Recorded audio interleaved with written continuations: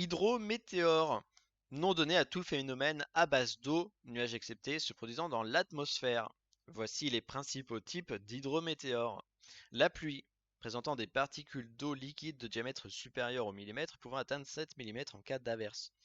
La pluie gelée, due à la solidification des gouttes au contact d'une surface plus froide comme un sol gelé, un aéronef en vol.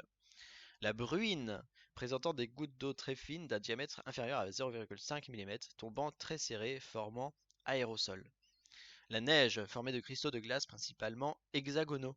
La neige roulée, formée de granules de glace blancs et opaques, sphériques ou coniques. La neige en grains, formée de petites granules de glace blancs et opaques, sphériques, coniques, aplatis ou allongés. Le grésil, formé de granules de glace transparents ou translucides, sphériques ou irréguliers, de diamètre inférieur à 5 mm. La grêle, formée de globules ou morceaux de glace de 5 à 50 mm voire plus. La chasse-neige, neige soulevée par un vent suffisamment fort pour voiler le ciel ou décrire des panaches depuis les crêtes. Les embruns, gouttelettes d'eau arrachées par le vent à la surface de masses d'eau. La rosée, gouttelettes d'eau déposées par l'air ambiant sur des surfaces dont la température est inférieure à celle du point de rosée.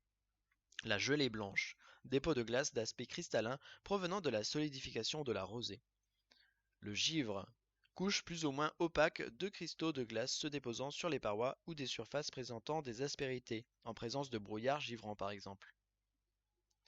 Le verglas, couche de glace transparente se formant instantanément sur toute surface recevant de la pluie ou de la bruine en surfusion, c'est-à-dire encore liquide à température négative. La tornade ou trombe, violent tourbillon nuageux dépressionnaire.